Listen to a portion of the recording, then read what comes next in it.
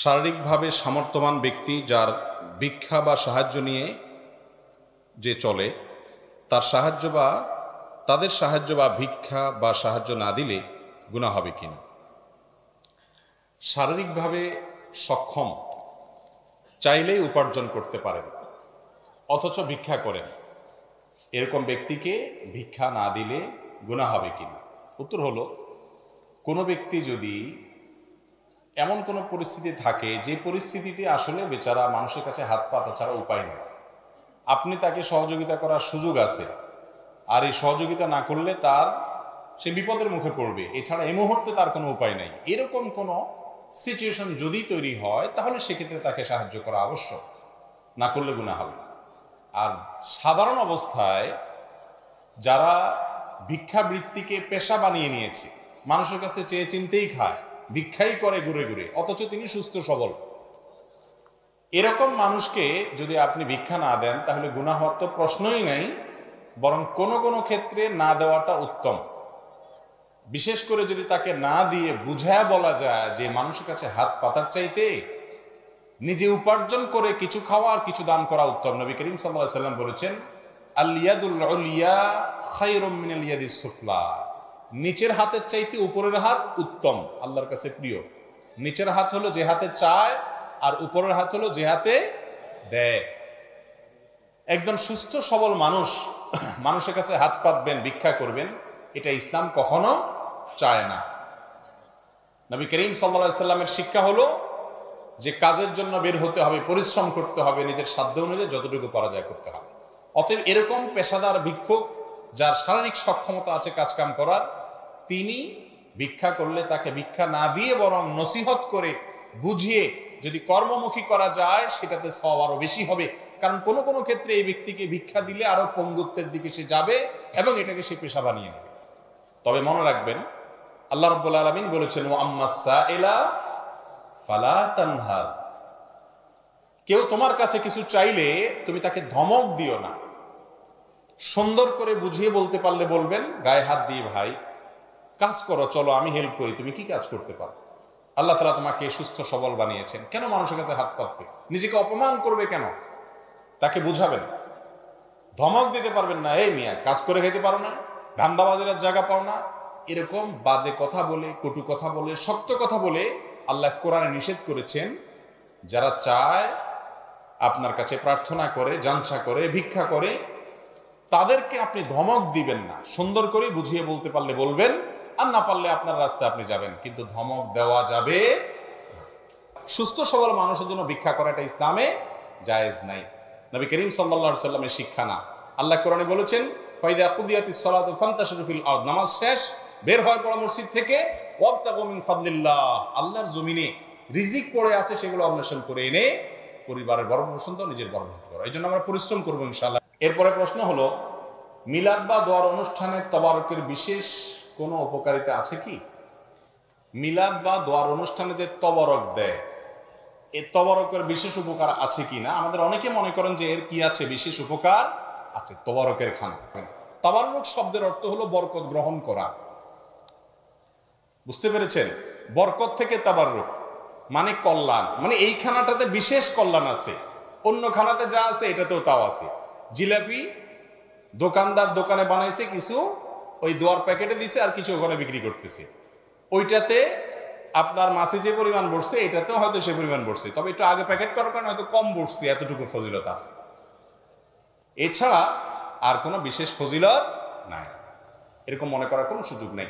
অন্যান্য ধর্মে দেখা যায় যে প্রতিমার সামনে খাবার রাখলে বা বিশেষ কোনো আপনার ধর্মীয় কাজ করার পর খাবার রাখলে সেই খাবারটা তারা বন্টন করে বেড়ায়, মনে করে এর ভিতরে কল্যাণ আছে।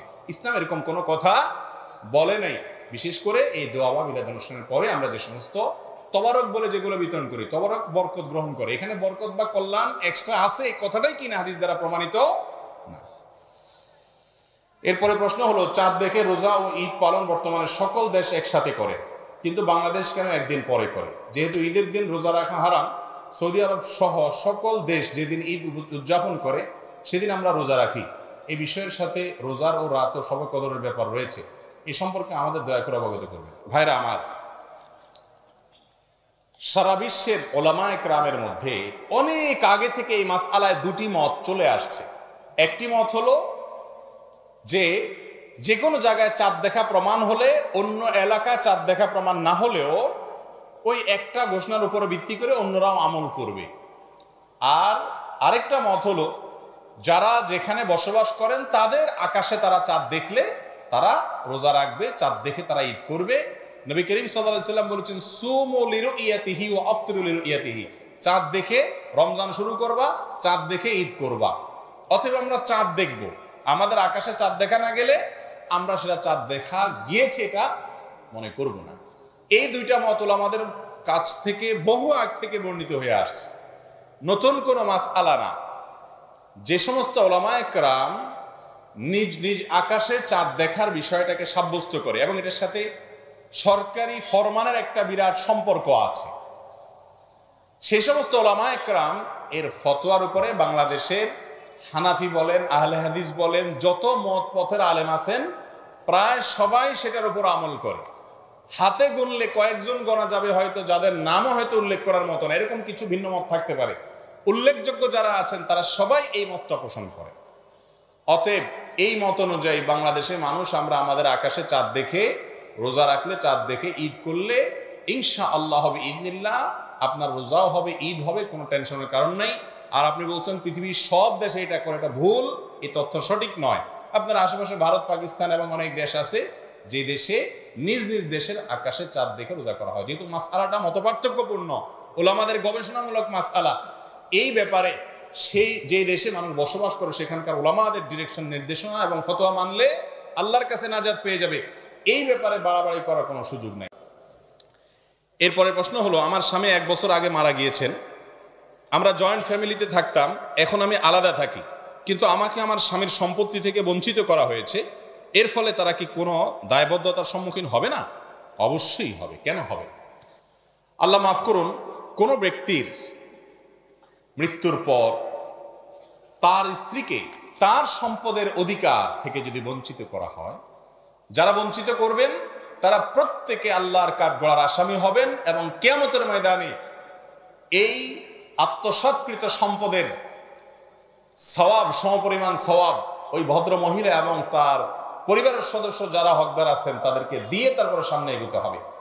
এই একটা মাসআলায় অনেক বড় বড় হাজি সাহেব, লম্বা দাড়িওয়ালা সাহেব, লম্বা টুপিওয়ালা সাহেব, লম্বা জুব্বাওয়ালা সাহেব ধরা খেয়ে যাবে। ঠিক না ঠিক? অনেক মুরব্বীরা আছেন নামাজ পড়তে পড়তে পড়তে পড়তে কপালে দাগ পড়ে গেছে, মসজিদ থেকে বেরই হয় না। আলহামদুলিল্লাহ, ভালো কথা। কিন্তু তিনি তার ছেলের মৃত্যুর পর ছলে বলে কলে কৌশলে কিভাবে তার বৌমা সন্তানদের ঠকাবে সেই চিন্তা করে। হ্যাঁ, বাবার সম্পদের মধ্যে সন্তানের অধিকার থাকতে হলে বাবার মৃত্যুর পরে অধিকার পায়। অতএব কোন মহিলার স্বামী যদি মারা যান আর তার শ্বশুর জীবিত থাকে, তাহলে শ্বশুরের সম্পত্তিতে স্বামীর যে হক সেটা আসলে আসে না, সেটা পেতে হলে বাবার মৃত্যুর পরে যায় আসে। কিন্তু এদের ভরণ পোষণের সমস্ত দায় দায়িত্ব, বিশেষ করে নাতি নাতনিদের ভরণ পোষণের দায় দায়িত্ব কার উপরে করতে হবে? শ্বশুরের উপরে করতে হবে।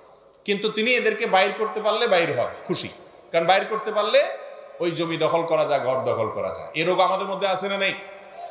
বরং তাদের যে প্রাপ্য আছে ইয়েতীমের হক সেটা নষ্ট করে এবং বিধবা মহিলার হক নষ্ট করে। আল্লাহ তাআলা আমাদেরকে বান্দার হকের উপরে সচেতন থাকার তৌফিক দান করুন।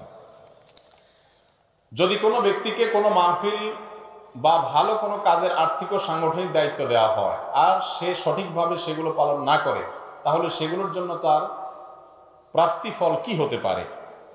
দেখুন, নবী করিম সাল্লাল্লাহু আলাইহি ওয়াসাল্লাম বলেছেন, আলা কুল্লুকুম রাইন, তোমাদের প্রত্যেকে দায়িত্বশীল, ওয়া কুল্লুকুম মাসউলুন আন রাইয়াতিহি, এবং তোমাদের প্রত্যেককে তার দায়িত্ব সম্পর্কে জিজ্ঞাসাবাদ করা হবে। অতএব কোন দায়িত্ব আপনার উপর অর্পণ করা হয়েছে, আপনি অবহেলা করে সেটা ঠিকমতো করলেন না এবং তার কারণে কোনো হইচই হলো, ঝামেলা হলো, অসুবিধা হলো, তাহলে আপনি আমানতের খেয়ানত করলেন। এর জন্য গুনাহগার হতে হবে, আল্লাহর কাছে জবাবদিহি করতে হবে। দায়িত্বটা কোন মাপের, অবহেলাটা কি ধরনের, এটার উপরে ভ্যারি করবে, তার শাস্তি আল্লাহর কাছে কি হবে না হবে, কিন্তু সে অপরাধী হবে, এতে কোনো সন্দেহ নাই। এরপরে প্রশ্ন হলো, মহিলাদের নেকাব পরা ও সতর ঢাকা, এই বিষয়টি কি কোরআন শরীফে উল্লেখ আছে? থাকলে কোথায় আছে ও কতটুকু ঢাকার কথা বলা আছে দয়া করে জানাবেন। সূরা নূর আয়াত নম্বর 31।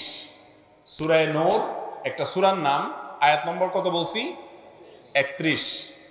এই আয়াতে আল্লাহ রাব্বুল আলামিন বলেছেন ওয়ালা ইউবদিনা যিনাতাহুন্না ইল্লা মা যাহারা মিনহা, মহিলারা তাদের শরীরের সকল সৌন্দর্য এটাকে ঢেকে রাখবে, এটাকে প্রকাশ করবে না, ইল্লা মা যাহারা মিনহা, তবে যেটা এমনি প্রকাশিত থাকে সেটার কথা ভিন্ন। এই ইল্লা মা যাহারা মিনহা এটার ব্যাখ্যায় মুফাসসিরদের নানা রকমের মত আছে। ইমাম ইবনে কাসির রাহিমাহুল্লাহ তার থেকে একটা মত বর্ণিত হয়েছে, আব্দুল্লাহ ইবনে মাসউদ রাদিয়াল্লাহু আনহু থেকে আরেকটা বর্ণিত হয়েছে, আরো অনেক মত আছে। এই মতগুলোর ভিতরে একটা মত হলো এই যে মা যাহারা মিনহার অর্থ হলো যে পর্দা করার পরেও যেটা প্রকাশ থাকে, লুকানো যায় না। যেমন বোরকা পরলে একজন উপরে শীতের কারণে একটা চাদর পরলো, তো এটা দেখা যেতে পারে, এটা প্রকাশ থাকে। আবার অনেক উলামায়ে কেরাম বলেছেন চেহারা এবং দুই হাতের কবজি এটা হলো মা যাহারা মিনহার ব্যাখ্যা।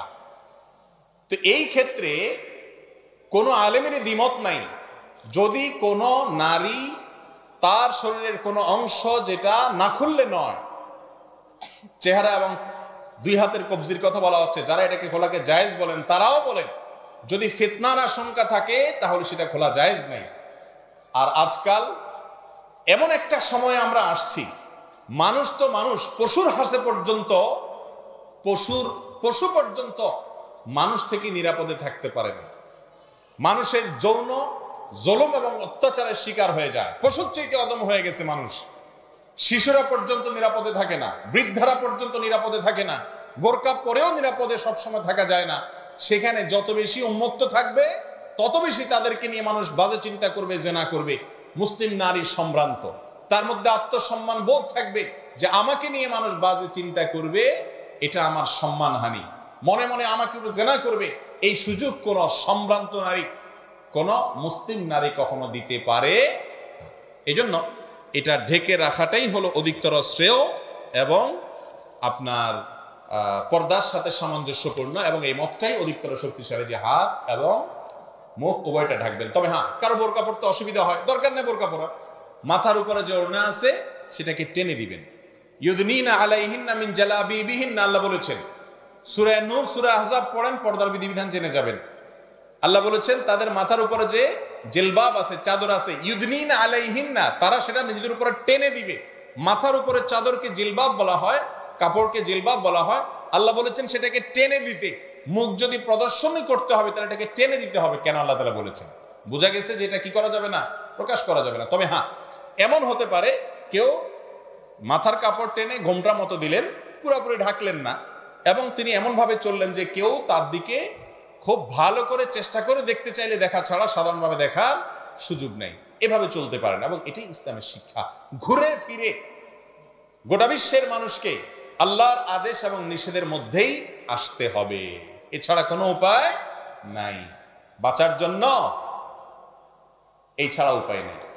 নেক আশা পূরণের জন্য কোন আমল করতে হবে? নেক আশা বা ভালো উদ্দেশ্য পূরণের জন্য সবচেয়ে কার্যকর উপায় হলো আল্লাহ রাব্বুল আলামিনের কাছে ইসমে আজম দিয়ে দোয়া করা। কি দিয়ে দোয়া করা? ইসমে আজম।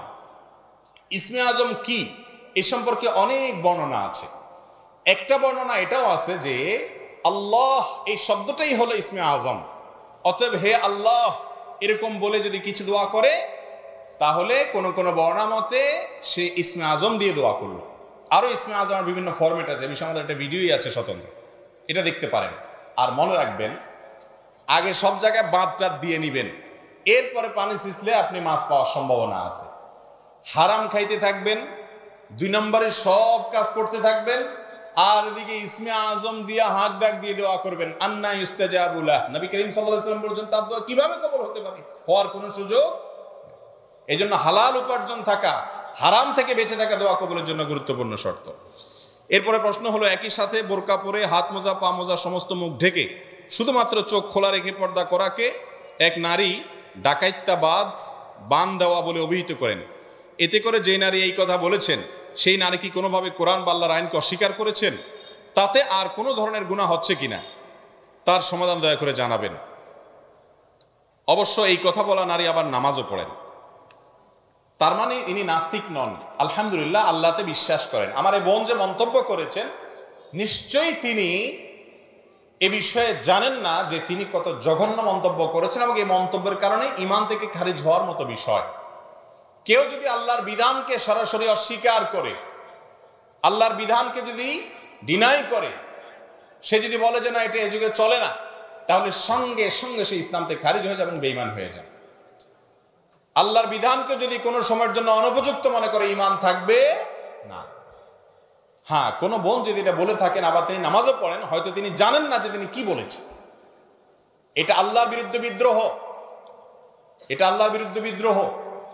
আপনার বাবা একটা কাজ করতে বলেছে, আপনি বলবেন করব না, আমি মানবো না তোমার কথা, এটা বাবার বিরুদ্ধে বিদ্রোহ করার শামিল। ঠিক তেমনি ভাবে আল্লাহর নির্দেশকে লঙ্ঘন করা, এটা তার বিরুদ্ধে বিদ্রোহের শামিল। কেউ মানতে পারেন না, এটা তার দুর্বলতা, তিনি আল্লাহর কাছে মাপ চাইবেন, দাম্ভিকতা দেখাবেন, অহংকার দেখাবেন, তাহলে মুক্তির কোনো পথ খোলা থাকবে না। আমরা আমাদের বোনকে, যদি আমাদেরকে শুনে থাকেন, অনুরোধ করব তওবা করে আল্লাহর ওয়াস্তে আল্লাহর দ্বীনে ফিরে আসেন। আমি আবার বলছি, পর্দার কোনো বিকল্প নারীর সম্ভ্রমকে রক্ষা করার জন্য পৃথিবীতে নাই, কিয়ামত পর্যন্ত কেউ খুঁজেও পাবে